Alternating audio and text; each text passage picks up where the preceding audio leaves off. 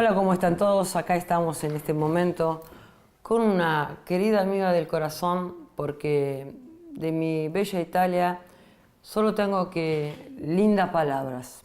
Estela de Carlotto. Muchas gracias.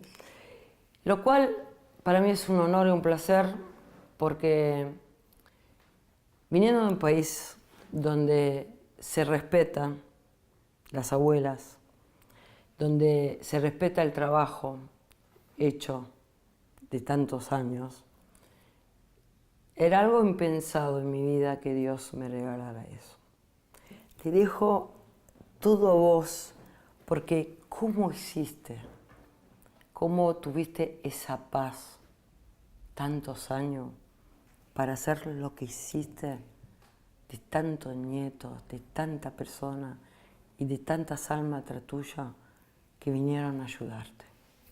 Bueno, efectivamente, son muchos años. Ya hemos cumplido 41 años de lucha las abuelas de Plaza de Mayo. Opa, Es toda una vida. una vida. Y esto es producto de un acto de amor. Somos madres y abuelas de víctimas de una dictadura feroz que implementó este terrorismo de Estado para eliminar a aquel que molestara su proyecto.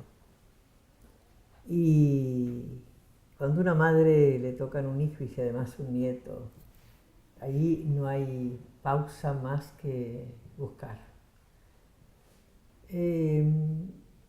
La gran idea fue juntarnos, no estar solas. Es Juntar decir, el dolor. juntarnos las mujeres, sobre todo, que estábamos en la misma condición, en soledad, sin saber qué hacer, recurriendo a personas que jamás nos iban a informar nada, pero éramos inocentes, muy ingenuas, y viniendo de diferentes sectores políticos o sociales o culturales. Ese tronco que nos une 41 años sigue siendo el amor por esos hijos y esos nietos. Entonces eso, para una madre, solo la muerte nos va a silenciar, solo eso. Y quién sabe, digo. ¿Y quién sabe? Y quién sabe. ¿Y quién sabe? Porque a hay veces otra también, claro, a veces hay cosas que suceden y uno dice de dónde viene y vienen de otros lugares que uno no conoce.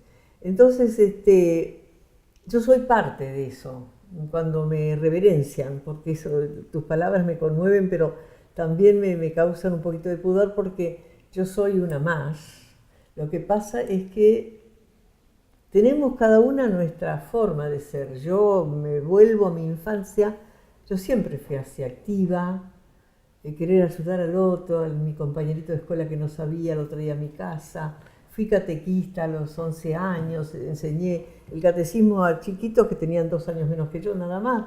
O sea, eso de ordenarme y querer ser maestra, el amor a los niños, o sea, se combina también una crianza muy, muy buena y muy feliz de padre, madre, hermanos, cariño, una gran familia entonces, y mi casa era la casa de todos, y compartíamos, y mi hermanito y yo éramos los payasitos que siempre alegrábamos a los tíos y a los primos. O sea, no me llama la atención a mí de hacer lo que hago porque es lo que siento, quiero y debo. Y debo. Y debo. Y debo. Yo, más que, como dijiste, de la parte de decirte de esto de corazón, que estamos hablando desde el alma, es porque por ahí la expresión de canalizar todo lo que siente. Porque creo que en el mundo hay unas luchas, muchas luchas, muchas luchas. Y creo que tener el ejemplo, que no está todo perdido, de cualquier parte, en cualquier forma, ¿sí? Sin dar lugar ni formas específicas, creo que la figura suya trae un respeto a la vida. Sí, yo creo que es un ida y vuelta, porque yo respeto. Yo nunca faltaría el respeto ni aún al enemigo, que sería el que mató a mi hija. Los que me robaron el nieto, felizmente encontrado, sí, en el año 2014, gente de campo, que está siendo juzgada porque él corresponde, pero no eran los asesinos de sus padres, No. eran gente que le dieron un niño. Pero implacablemente la justicia es la que nos guía a que esa gente asesina, torturadora, ladrona, que hizo todo en clandestinidad, porque todo fue a escondidas y sin que se supiera hasta el día de hoy. El proyecto se sabe, pero ¿dónde están las víctimas? Que merezcan el castigo. Una vez alguien me dijo, ¿qué harías, Estela, si te encontrás con el asesino de Laura? Seguramente pensaría que yo me le iba a la yugular, porque no, digo, lo miraría con desprecio, porque no merece aprecio, sino desprecio, porque perdió la humanidad. No es una persona. No es un ser humano. Ni siquiera un animal que tiene códigos. No es un ser humano. Entonces, a la cárcel y con todo el peso de la ley. Y ahí queda. O sea, felizmente, y esto es también lo que repito, en mi vida sentí odio. Es que no odié a nadie, ni aun a aquellos que me pueden haber herido, mortificado. No he sentido odio. Desconozco ese sentimiento. ¿Crees que tanto amor que estuviste desde el dolor, ¿no? Se ha construido una persona nueva amando a todo? Se ha construido ese dolor como amando todo y entendiendo que todos tenemos dolores. Entonces, ese amor que impartís por el mundo, porque no solo acá, ¿sí? Con todo esto, trae nada más que más amor. Sí, claro, sí. Se reproduce. Bueno, yo amor siempre tuve. Por esto que conté, que ayudaba a mis compañeritas, que trataba, fui maestra amando a mis alumnos, muy pobrecitos eran ellos, llevándoles todo lo que necesitaban, realmente muy jovencita. O sea, el amor a los niños ya significa mucho, ¿no? Sí, todo. Porque de ahí empieza la vida y ese ser humano cómo va a ser en adelante. Y entonces este dolor me permitió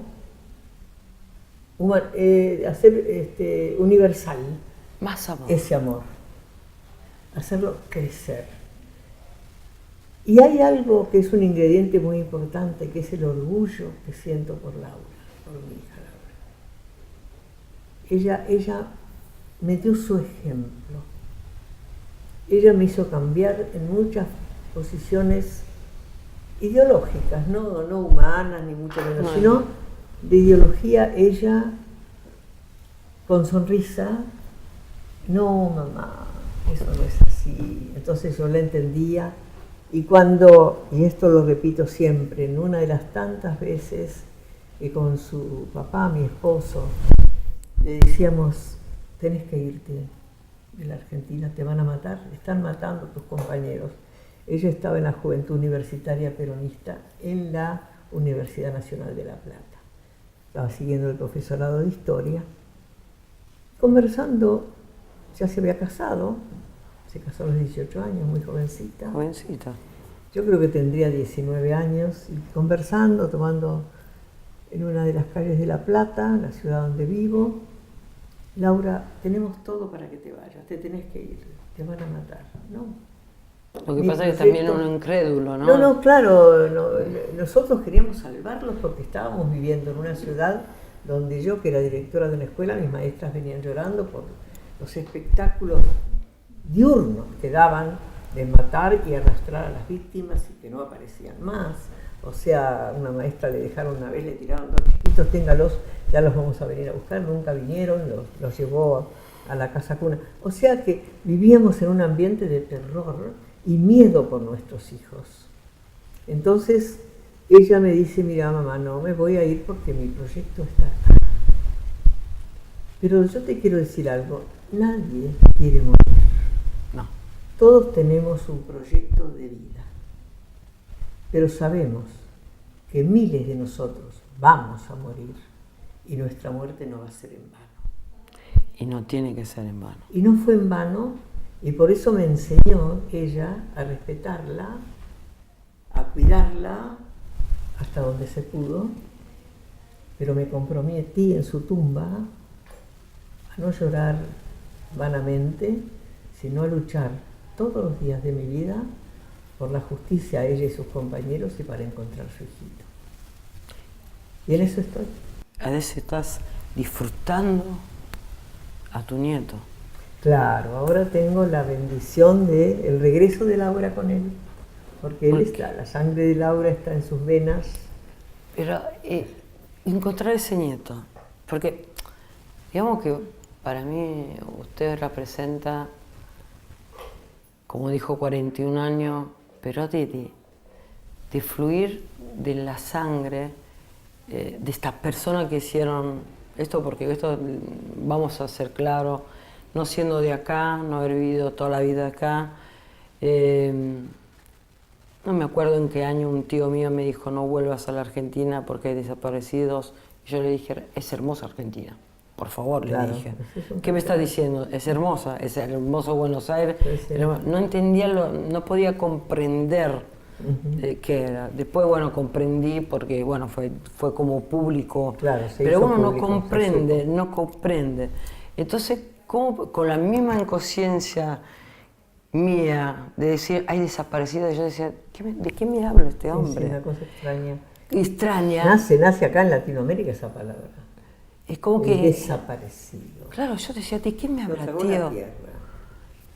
Eso, yo lo miraba y decía, pero mira, Buenos Aires es hermosa, estás prolija. Sí, sí. Ahora, lo disimulaban muy bien.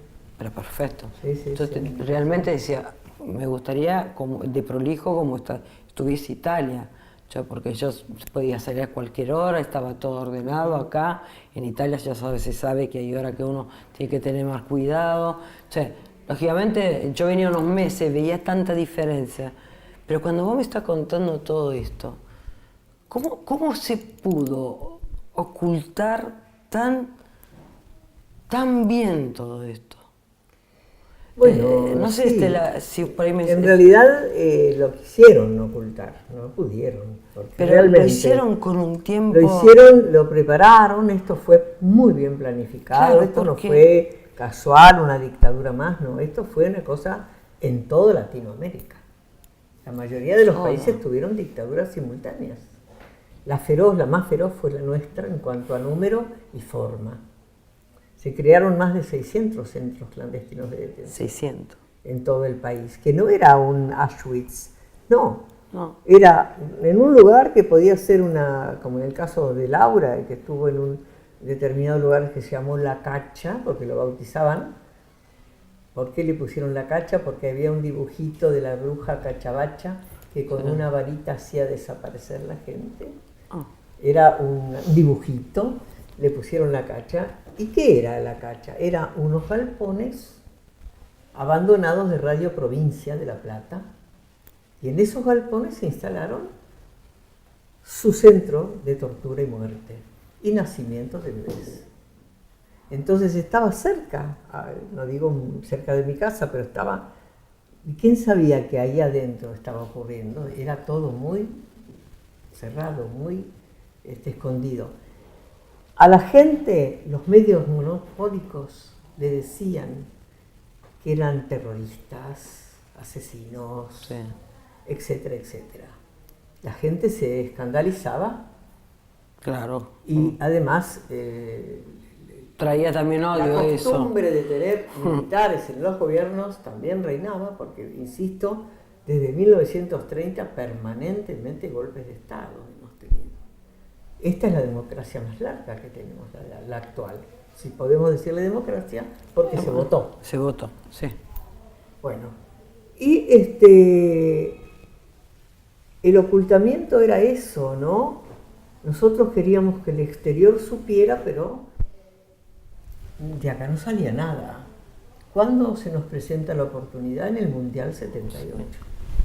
Ahí viene la prensa extranjera y ahí aprovechamos nosotros que ya estábamos reuniéndonos en la Plaza de Mayo para tener unidad y combinar estrategias y a dónde vamos y a quién preguntamos y toda esa cosa ingenua, como digo. Primero, después aprendimos, y la prensa se nos acercó y pudimos contarles. Y a partir de ahí Después vino la CID, la Comisión Interamericana, en el año siguiente, que también puso en el aire de los mundos el tema de Argentina. Empezamos a viajar al exterior mucho, para que Europa, sobre todo los países más cercanos, supieran, nos ayudaron muchísimo. Organizaciones también como Amnistía, el Consejo Mundial de Iglesias, la Cruz Roja, etcétera, todos, hasta ahora. Y hasta ahora hay que seguir, para mí. Y hay que seguir. Hay que seguir porque creo que no es algo que está terminado. Creo que el odio a veces es disimulado. Y no creo que a veces una buena cara pueda disimular lo que está viniendo de verdad. Cierto. Por ahí un poco profundo lo que estoy diciendo, pero... No, pero es así. No todo lo que brilla es oro. Exactamente, sí. Y creo que... ya eso lo aprendimos, A ver, que antes no lo veíamos. Si justamente a quienes fuimos a pedir en soledad, cuando no éramos grupo, bueno, yo empecé a salir y le dije a mi esposo, mira, voy a la escuela en mi horario y en mi horario voy a empezar a preguntar, bueno, ¿a dónde fui? A comisarías, a regimientos, a políticos, a la iglesia, todos cómplices, porque ocultaban, sabían, pero nosotros éramos ingenuas, ¿no? O sea que fue hecho de una manera tal que muy inteligente, preparado, esto, y como el Plan Cóndor también, que es otro proyecto siniestro, y la doctrina de la seguridad nacional que nace en el Pentágono, la implementan en ese momento en Latinoamérica también, donde, bueno, Estados Unidos tuvo su rol, y hay responsables, y hay que decirlo, porque cuando alguien, no hablemos de los pueblos, porque son gente buena, nos han ayudado, Estados Unidos, Canadá, Francia, Italia, España, etcétera, etcétera, todos. Los gobiernos, yo digo, los gobiernos son responsables, porque son los que saben. A veces saben, no se dice, ¿sí? A veces saben y no dicen. A veces hay planes que tampoco creo que se atreverían a llevarlo a cabo, pero llevado, creo yo, de la vorágine del poder, llevan como un río cuando el agua ya se desborda, y creo que se van llevando uno al otro y convenciendo de que eso es normal. Normalizan una situación anormal. Anormal. Bueno, molesta a esta persona, saquémosla. Claro, fíjate que nosotros, dije dictaduras simultáneas, toda Latinoamérica. Y en algunos lugares con democracia, México, desaparecían miles de personas por otros temas, Colombia, etc. Se consiguieron, con el esfuerzo de su pueblo, de cada uno de nuestros pueblos, tener gobiernos democráticos. Y ahí nació el sueño de la patria grande. Sueño latino, digamos. Latino, completamente latino, de tener la liberación de nuestros pueblos, la autodeterminación. Tenemos idiomas, costumbres, comidas, acciones propias, que no queremos que nos las saquen. No, es que somos como somos y hemos nacido y nos hemos criado.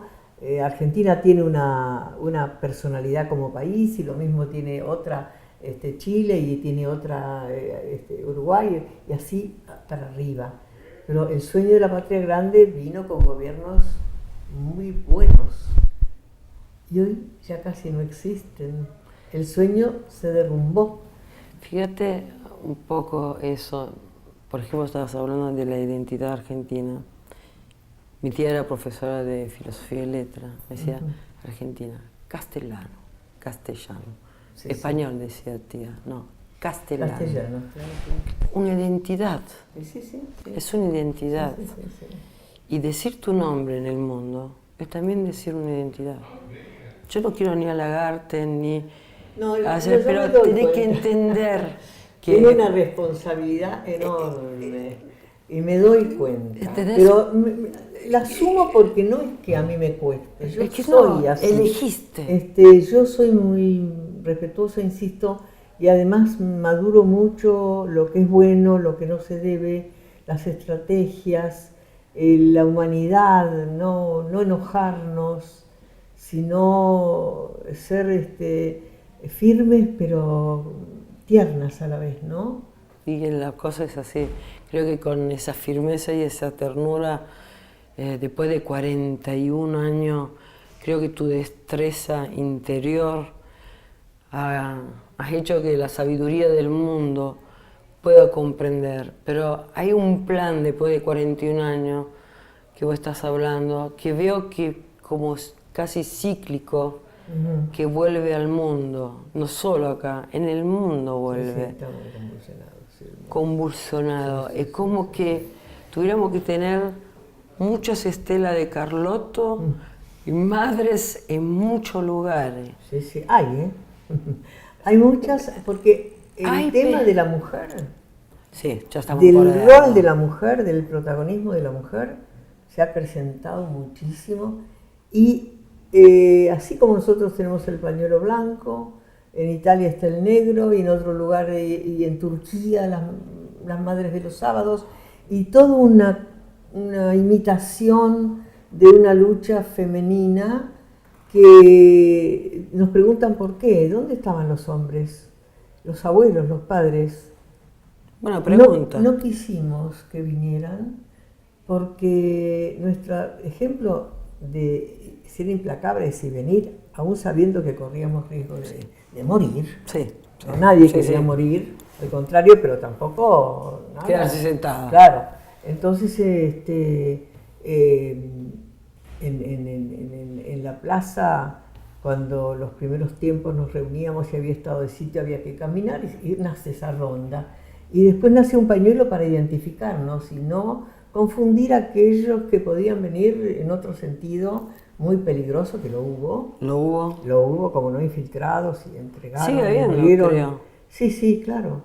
Entonces, eso fue trascendiendo y fue replicándose en algunos países para una lucha del estilo de ese país, porque cada país tiene Una su lucha. propia historia, ¿no? Y su Cuando propia nos dicen lucha. cómo hicieron, yo puedo contar, pero a lo mejor en Guatemala usaron otras estrategias, o pudieron o no pudieron hacer lo que hicimos nosotros. Hay El lugares tema, que pudieron o hacer. El Salvador, que fue más vale una guerra, Sí. ¿no? Los niños del Salvador no fueron robados como acá esperando que nazca, quitárselo a la mamá, regalarlo, venderlo o quedárselo al propio asesino de la mamá que mataban enseguida. Allá eran chicos ya nacidos con identidad previa que pudieron darse en adopción a extranjeros, que me ha tocado vivirlo. Luego han venido con ese niño, con el idioma del país de los que lo criaron, porque las monjitas los daban, pero hay un registro que este nene se lo llevó tal familia. Vinieron a pedido de Probúsqueda, que es un organismo que hace esto en este país, El Salvador, y me tocó vivirlo, ver a ese niño afrancesado, al lado de sus padres rubios y el morocho, y estar así, que se había ido a lo mejor a los 4 o 5 años, pero que tenía recuerdos. Y al segundo día estaba un poco más paradito, y al tercero ya estaba jugando y hablando el castellano con los chicos. O sea, la sangre no miente. Claro, hay algo. Después se habrá ido con esos papás de nuevo, o si estaban los papás en el país, porque había papás vivos y sus hijos adoptados afuera, se habrán reencontrado. Bueno, eso fue un seguimiento que hizo este grupo de Probúsqueda, excelente. Entonces, todo eso es un trabajo de acuerdo al país y las circunstancias. Sí, pero hay como siempre, yo pienso que siempre hay un inspirador. Sí. Hay un inspirador, porque nosotros podemos hablar de muchas cosas, Estela, pero hay cosas que inspiran. Sí. Sí, Bueno, Rigoberta Menchú está allá en Guatemala y era una niñita cuando venía a Naciones Unidas y nosotros la cuidábamos porque no sabía qué hacer. era chica, no estaba desorientada. Entonces la ayudamos mucho, y bueno, llegó a ser premio Nobel. Ahora sé que está en política, por ahí algunos la entienden y otros no, pero bueno, eso es una decisión particular. Es decir, que también hay gente destacada. Lo que pasa es que en Argentina esto es permanente, de 41 años sin un día de descanso. Y yo ya tengo 88 años, ¿no? Entonces ya soy bien grande y tengo todas las cositas de los grandes, por no decir viejos. Son jóvenes. Entonces, uno se puede superar. Si me duele algo, se me pasa. Si yo vengo y trabajo y lucho y defiendo lo que tengo que defender, ¿no? Que es llegar a la verdad absoluta, encontrar a todos los nietos, que faltan más de 300. Más de 300. Sí, y encontrar los restos de los papás o de los desaparecidos que están dispersos. Y estamos luchando y felizmente con el gobierno anterior conseguimos muchísimo. Cada centro clandestino en un lugar de memoria. Y ahora qué está pasando, a ver, por ahí, disculpame si por ahí está, porque tuviera que esto después de 41 años, como vos decís, el gobierno anterior ha dado una mano grande. ¿Por qué no seguir, no seguir las cosas buenas? Porque para mí esas son unas cosas buenas, en el sentido, descubriendo la historia de uno, porque esto es la historia de la Argentina, como un italiano, la historia de uno, claro. Y lo que hace, lo que pasa en un país. ¿Por qué no seguir con la misma fortaleza, veracidad, intención? Es como que casi, vos decís 300, son un montón. Muchísimos, sí. Es un montón, y vos me estás hablando de 41 años, y todavía 300, y me hablas de los papás, que no se saben los restos dónde están. Estamos hablando de cosas que fuertísimas. Claro, pero tiene que haber una decisión política en el Estado, en el gobierno. Fíjate que nosotros conseguimos que cayeran 2 leyes nefastas de perdón que hizo el primer gobierno constitucional, obediencia debida y punto final. Y luego el segundo hizo los indultos y todos los asesinos caminaban por la calle por 20 años. No teníamos justicia. No teníamos justicia. Podía venir alguien y decir que de hecho hubo uno que fue a la televisión y dijo: yo tiré 30 personas al Río de la Plata desde un avión, vivos. Y salió y se fue a su casa a dormir, porque estaban esas leyes. Bueno, nosotros tuvimos los organismos la inteligencia de hacer juicios por la verdad sin efecto penal. Porque penal no existía, pero sí por la verdad. Entonces a esos juicios fuimos a dejar nuestras referencias, nuestros recuerdos, los que sobrevivieron, lo que vieron, los campos. Se armó todo un bagaje de información que sirvió cuando esas leyes cayeron con el gobierno anterior para que cuando ya se juzgara para la condena hubiera toda una información previa fantástica, ¿no? O sea que fuimos aprendiendo a acompañar esos tiempos y la ayuda del Estado sobre todo. Ahora, cuando nosotros empezamos a juzgar no a los uniformados, sino a los uniformados y a los civiles cómplices, ahí se complicó la cosa. ¿Quiénes son los civiles cómplices? Los grandes, poderosos económicos del país. Como siempre, que entregaron a sus obreros, que facilitaron su captura, que sabían que iban a la muerte. O sea, cuando se empieza a juzgar a los civiles, ahí ya el Estado frena su apertura. Digamos que podemos juzgar a algunas personas, pero a otras... A doble vara, exactamente. A otras no, digamos. Sí. Que entonces estamos, como estamos hablando de que la mujer, el empoderamiento en sí, en el mundo, ¿sí? Vos hace 41 años que estrenaste con un hecho fuertísimo de Laura, pero tomaste la bandera de esa fortaleza, empoderamiento. Todavía después de 41 años me estás hablando de que hay dos poderes y dos formas de juzgar las cosas. Sí, sí, sí. ¿Cómo es ir por el medio? Bueno, seguir la misma conducta implacable de búsqueda de memoria, verdad y justicia, no olvidar justicia que funcione mal, pero funciona. ¿Qué existe? Y la verdad es que aquel que sabe algo lo diga, que se anime, que no tenga miedo, porque hay miedos, todavía hay miedos.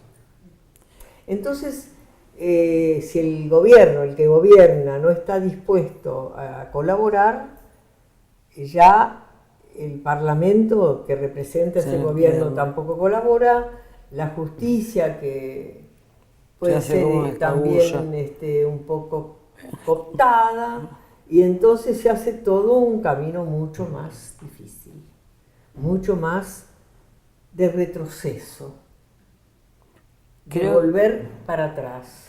Creo que de cualquier forma, más que retroceso, es, como digo siempre por ahí, y vos sabrás mucho de eso, a veces no importa cómo uno retrocede, lo importante es el empujón que tomamos para seguir nosotros por eso adelante. Y vamos a un pequeño corte.